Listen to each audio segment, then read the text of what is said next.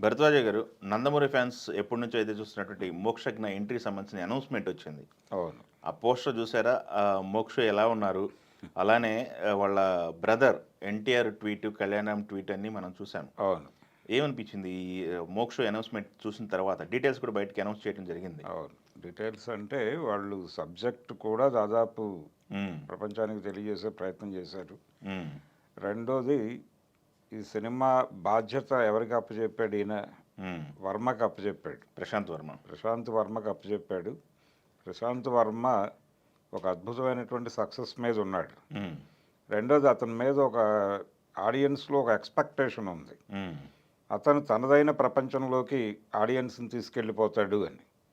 అలా తీసుకువెళ్ళి ఒక విజయవంతమైనటువంటి ప్రాజెక్ట్ ఇచ్చున్నాడు 'హనుమాన్' అనేటువంటి పేరుతో. యెస్. కాబట్టి అతను ఈసారి కూడా సోషియో ఫ్యాంటసీ పద్ధతిలోనే సినిమా వెళుతోంది 'మోక్షది'. 'మోక్షజ్ఞ'కి ఆ బ్యాక్గ్రౌండ్ ఉంది, హ్మ్. కుటుంబ నేపథ్యం ఉంది. నందమూరి తారక రామారావు గారి ఆశీర్వాదం నీకు ఉంది అని, తాతగారి ఆశీర్వాదం నీ మీద ఉంది అని ఎన్టీఆర్ ట్వీట్ చేశాడు. ఎన్టీఆర్. జూనియర్ ఎన్టీఆర్. జూనియర్ ఎన్టీఆర్ చేశాడు. ఇప్పుడు జూనియర్ అనొద్దు అంటున్నాడు ఆయన. హ్మ్. జూనియర్ అనొద్దు నన్ను అన్నాడు కాబట్టి ఎన్టీఆర్ అనే అందాం, ఓకే. లేదు తారక్ అందాం. హ్మ్. ఆయన ట్వీట్ చేశాడు, వారి అన్నగారు ట్వీట్ చేశారు, కళ్యాణ్. కళ్యాణ్ రామ్ ట్వీట్ చేశాడు. అంటే ఈ ఫ్యామిలీలో ఏదో గ్యాప్ ఉంది వీళ్ళ మధ్య అనేటువంటి ఒక చర్చ జరుగుతోంది. హ్మ్. అటువంటి గ్యాప్ ఏమీ లేదు అనేది ఇప్పుడు ఈ ట్వీట్లతో మనకు అర్థమైంది. వారసుడు ఎంట్రీతో. వారసుడు ఎంట్రీతో అంటే బాలకృష్ణ గారి అబ్బాయి హ్మ్. ఎంట్రీ ఇవ్వగానే వీళ్ళిద్దరూ స్పందించారు ఇమ్మీడియట్గా. స్పందించి స్వాగతం చెప్పారు ముందు. స్వాగతం చెప్పడంతో పాటు తప్పనిసరిగా నువ్వు విజయవంతమైనటువంటి కెరియర్ నిర్మించగలవు, ఆ మేరకు నీకు అందరి ఆశీర్వాదం ఉంది, అందరి తోడ్పాటు ఉంది అనే పద్ధతిలో చెప్పారు. హ్మ్. ఇది మంచి వాతావరణం, బాగుంది. దీనికి ఒక్కడుగు ముందు 2 రోజుల క్రితం లోకేష్ ఒక ట్వీట్ చేశాడు. హ్మ్. ఎన్టీఆర్ని సంబోధిస్తూ థ్యాంక్ యూ బావా అన్నాడు ఆయన. ఆ! అంటే ఆంధ్రప్రదేశ్లో ఉన్నటువంటి పరిస్థితిని చూసి స్పందించి వెంటనే సహాయాన్ని ప్రకటించిన మొదటి వ్యక్తి. అవును. అంటే సహాయం ప్రకటించినటువంటి సినీ పర్సనాలిటీస్లో మొదటి వ్యక్తి తను. అందుకని తన స్పందనకి కృతజ్ఞతలు చెప్తూ ఆయన ఒక ట్వీట్ చేశాడు. అవును. ఈ వాతావరణం అంతా చూస్తే ఈ ఫ్యామిలీలో ఏదో కొంత ఎవరి ధోరణిలో వాళ్ళు ఉన్నారు, వీళ్ళ మధ్య గ్యాప్స్ ఉన్నాయి అని బయట జరుగుతున్నటువంటి ప్రచారాలు కేవలం ప్రచారాలు మాత్రమే. హ్మ్. సందర్భం వచ్చినప్పుడు వీళ్ళందరూ ఒకటే అవుతారు హ్మ్. అనడానికి ఒక రకంగా ఇది ఇండికేట్ చేసింది. హ్మ్. ఇది అభిమానుల్ని ఇప్పుడు చాలా ఉత్తేజపరుస్తోంది. ఓకే. పర్టికులర్గా వీళ్ళిద్దరూ ట్వీట్ చేయటం. ఒకటేమో తన లుక్ చాలా బాగుంది, హ్మ్. వారు రిలీజ్ చేసినటువంటి పోస్టర్ లుక్ చాలా బాగుంది. ఇది సోషియో ఫ్యాంటసీ కాబట్టి ఇటు నుంచి అటు పెడతాడు. హ్మ్. ఈ పౌరాణికంలోకి ఎక్కడ వెడుతున్నాడు ఈయన అనే దానికి సంబంధించి కూడా రకరకాల కథనాలు ఉన్నాయి హ్మ్. బయట. ఒకటి, ఈయన అభిమన్యుడిగా కనిపించే అవకాశం ఉంది అని. హ్మ్. మోక్షజ్ఞ సోషియో ఫ్యాంటసీలో భారతంలోకి తీసుకెళ్తాడు, హ్మ్. భారతంలో అభిమన్యుడి పాత్రలో కనిపించబోతున్నాడు అనేది. అవును. రకరకాల డిస్కషన్ జరుగుతున్నాయి. అవును. ఈయన అభిమన్యుడిగా కనిపిస్తే ఆయన కృష్ణుడిగా కనిపిస్తాడు అని బాలకృష్ణ గారు. బాలకృష్ణ గారు. హ్మ్. అంటే ఇది ఒక రకంగా వీరాభిమన్యు అనేటువంటి సినిమాలో హ్మ్. శోభన్ బాబు గారు అభిమన్యుడిగా చేస్తే రామారావు గారు కృష్ణుడిగా నటించారు ఆ సినిమాలో. హ్మ్. ఆ సినిమా రిలీజ్ అయ్యి ఈ సంవత్సరం 60వ ఏడు ఓకే. షష్ఠపూర్తి జరుపుకుంటోంది ఆ సినిమా వీరాభిమన్యు. ఆ సందర్భంలో ఈయన అభిమన్యుడిగా కనిపించటం హ్మ్. ఇదొక పోలిక అయితే, ఇంకొక పోలిక ఏంటంటే దానవీర సూరకర్ణలో బాలకృష్ణ గారు అభిమన్యుడిగా నటించారు. హ్మ్. అది చాలా పెద్ద హిట్ సినిమా. అవును. ఇలా అనేక రకాల పోలికలు తీసుకొచ్చి ఇది అభిమన్యుడి పాత్రే చేస్తున్నాడు అనే పద్ధతిలో అభిమానులు ఆల్రెడీ చర్చించుకుంటున్నారు. హ్మ్.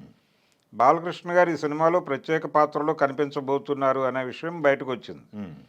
అయితే ఒక దశలో అర్జునుడిగా కనిపిస్తాడని అన్నారు, ఇప్పుడు కృష్ణుడిగా కనిపిస్తాడు అంటున్నారు. కృష్ణుడిగా కనిపించడమే మంచిది, హ్మ్. అంటే ఆ కాంబినేషన్ వర్కౌట్ అవుతుంది. అలా ఒక సోషియో ఫ్యాంటసీ చేయటానికి ఆ ఫ్యామిలీకి ఉన్నటువంటి అడ్వాంటేజ్ని కూడా ఈ సినిమాకి వాడే ప్రయత్నం చేస్తున్నారు. అవును. బహుశా ఆ కోణంలో ప్రశాంత్ వర్మని తీసుకొచ్చి ఉంటారు వీళ్ళు. ఓకే. అందుకని తను అంటే దీన్ని ఏ లెవెల్లో ఆలోచిస్తున్నారంటే పాన్ ఇండియా ప్రాజెక్ట్ ఇది.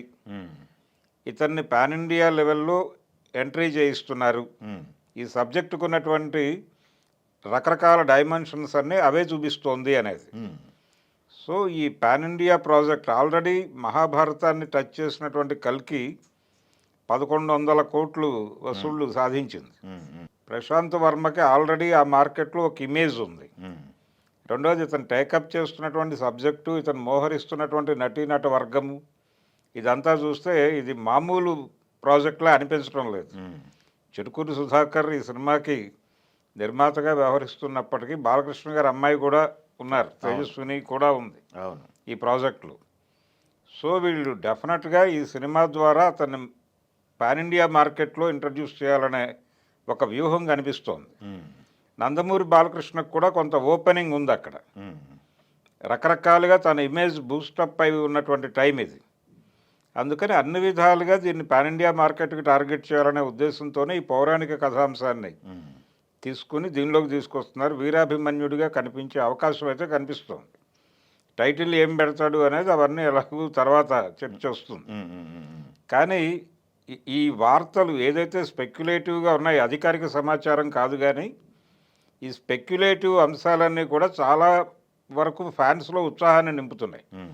ఒకటేమో అది పౌరాణికం జానర్ ఉంటుంది దీనిలో అని చెప్పడం, అది అనౌన్స్ చేశారు, సోషల్ ఫ్యాంటసీ అన్నారు. విశ్వ ఫ్యాంటసీ అన్నారు, పౌరాణిక అంశం ఉంటుంది అనేది ఒక రకంగా పూనకాలు తెప్పిస్తోంది ఉమ్, అభిమానులకి. అంటే పౌరాణికం అంటేనే నందమూరి, నందమూరి అంటే పౌరాణికం అనే పరిస్థితి ఉంది. అవును, అవును.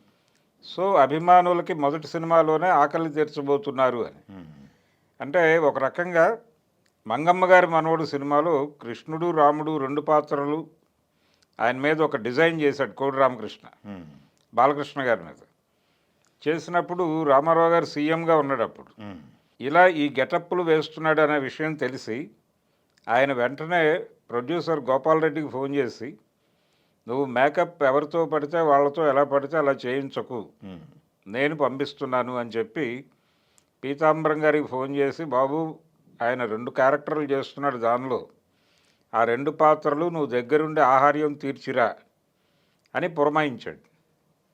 అంత కేర్ తీసుకున్నాడు. అవును. ఇప్పుడు బాలకృష్ణ గారు కూడా ఆ కేర్ తీసుకుంటాడు కూర్చొని. అందుకని ఒక రకంగా హిస్టరీ రిపీట్స్ అనే పద్ధతిలో మాట్లాడుతున్నారు అందరూ.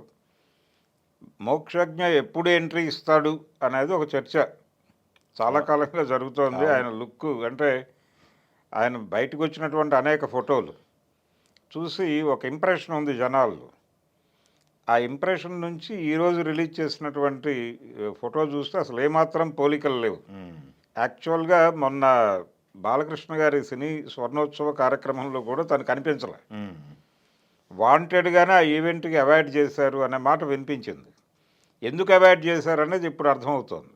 అంటే ఈ లుక్ రివీల్ అయిపోతుంది ఆ రోజు కనుక అతను అక్కడ ఓపెన్ అయితే అనే ఉద్దేశంతో హోల్డ్ చేశారు అనేది వినిపించింది అప్పుడు. ఉమ్, ఇప్పుడు ఈ ఫోటో చూసిన తర్వాత అది వాస్తవం అనిపిస్తోంది. ఓకే.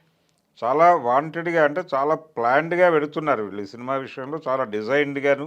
ఉమ్, ఇది డెఫినెట్గా ఒక పెద్ద విజయం మాత్రమే కాదు, మార్కెట్ పరంగా కూడా నందమూరి ఫ్యామిలీ ఇప్పటివరకు టచ్ చేయని ఏరియాలను టచ్ చేయాలనే ఉమ్, ఒక లక్ష్యం పెట్టుకుని డిజైన్ చేస్తున్నట్టుగా అనిపిస్తోంది. ఓకే.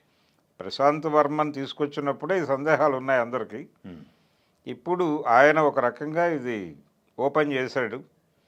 డెఫినెట్గా ఇది ఏ లెవెల్లో పెడుతుంది సినిమా అనేది చూడాలి. ఓకే.